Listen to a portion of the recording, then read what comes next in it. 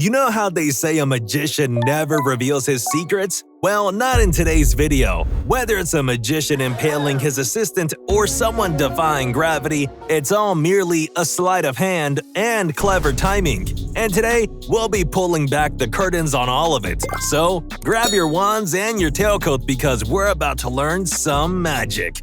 Number 10. A box of spears. A classic trick with all the danger.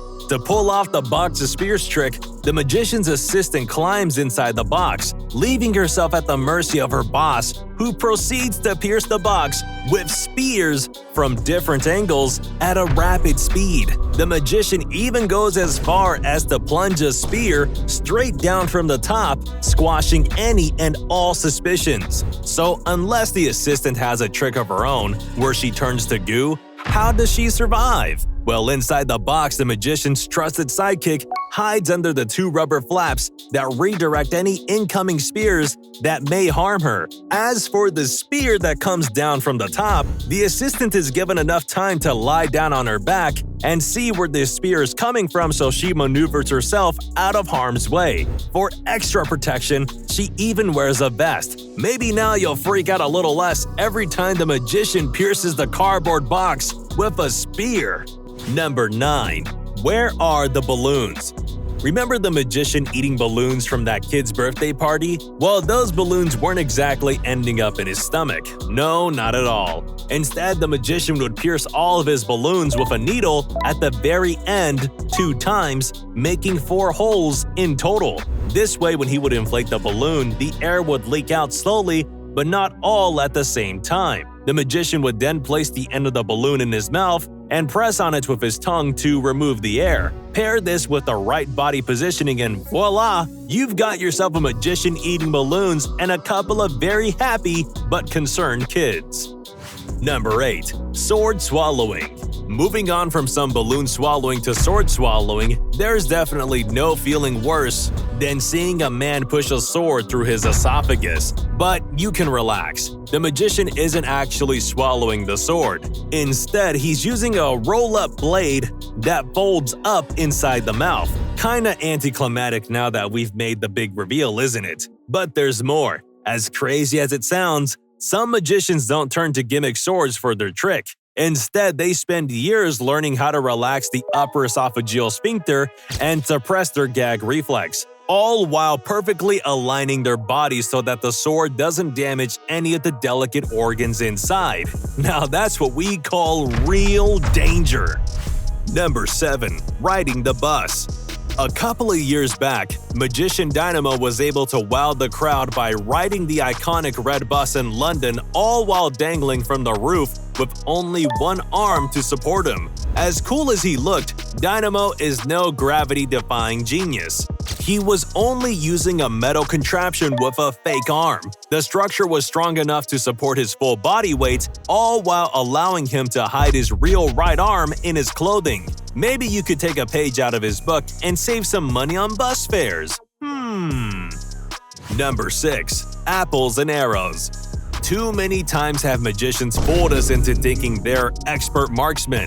Aaron Crow, for one, performs this particular trick where he cuts out the core of an apple, drops a ring inside, fills the core again, and then props up the fruit on an unlucky participant. He then proceeds to shoot an arrow through the apple, and what do you know? He's made a clean cut through the apple, even managing to retrieve the ring. So unless Aaron was up in the mountains training with ninjas, what's his secret? Well, for starters, the arrow is not real. It's just elastic that's pulled inside the bow when released. And when that happens, a remote mechanism kicks in place that activates the knife in the tray, cutting it in half.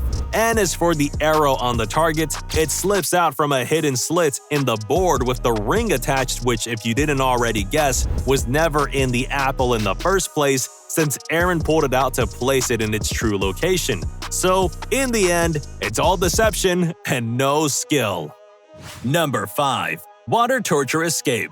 Ever since Harry Houdini attempted the water torture escape in 1911, the world of magic has never been the same. Almost every magician has tried his hand at the infamous magic trick, leaving audiences at the edge of their seats with every rendition. But how do people narrowly escape death? Well, for starters, the magician remains calm, lowering his heartbeat so he's able to hold as much oxygen as possible, all the while not passing out. But that's how he gets out. Now is it? No. The real secret lies with the lid to which the magician's feet are secured. Yes, the padlocks are real and very much locked in place. It's just right before the assistants secure them in place. They remove the bolts from the fastening hinges of the lid. When the curtain falls, the magician trapped inside uses an invisible handle to hoist himself to take a breath of fresh air, only to come back down later in time for when the curtains are pulled up to show a struggling magician inside. When the curtain is lowered again, the magician frees himself from the handcuffs, which is rather easy, then removes the lid from his feet and hoists himself into position for the big reveal.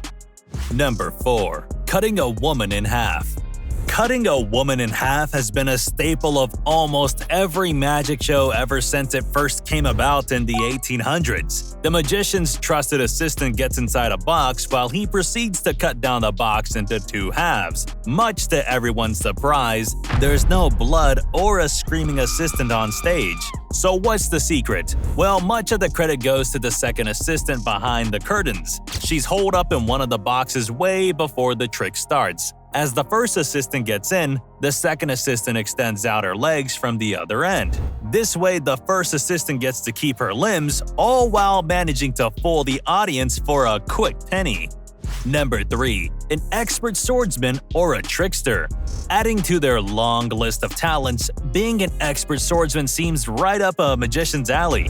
Too many times these tricksters have gotten on stage and used their swords to slice a pineapple on top of someone's head, all the while being blindfolded. Before the great act, they wrap several layers of white gauze on their eyes, secure it with black tape, and then wrap a metal foil on top of it all. How did they do it? Well, the answer is more obvious than you think. For starters, the black tape is looser than you think, allowing magicians to pull the blindfold when the foil is in place. As for the foil itself, the magician either goes with very tiny holes that grant him visibility, or they use a one-sided window film for the trick. But that's not all. To make the trick even easier, the pineapple is already sliced through, so the magician barely has to exert any force at all.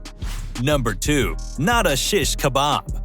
Another trick that has audience members clutching their hearts. For this trick, the magician balances his beautiful assistant on the tip of his sword, even giving her a spin at times. How she isn't lying in a pool of her own blood is anyone's guess. And just when you think everything's alright, the sword slips through her, earning gasps from the entire audience. But if you've seen the trick to its end, you know our assistant lives. So what's the secret? Well, it all lies in the clothes of the magician's dutiful sidekick. Underneath the fluffy top is a corset with a sturdy metal plate in place that allows the sword's tip to lock into place. As for when the sword pierces through the assistant, it's simply retracting to its base. All the while, a spring-loaded telescopic pole extends out from the top, creating the illusion that the assistant has been impaled.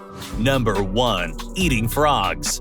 Leave it to David Blaine to pull off the most outlandish tricks ever. Perhaps one of his most famous tricks is where he swallows a frog only to regurgitate it later. So what's the big secret? Well, the frog's pretty much real, and Blaine actually does swallow it if you had any doubts about that. Turns out that Blaine has spent a good number of years perfecting the art of regurgitation. He holds the frog midway in his esophagus by suppressing his gag reflex and relaxing his muscles. Later, he creates substantial upward pressure thanks to the water in his stomach to push the frog out. While David enjoys wowing his audiences, we hardly think the frog's having a good time. Alright, which of these magic secrets shocked you the most? Let us know in the comments. Don't forget to like the video, subscribe to TrendJoint, and we'll see you in the next one.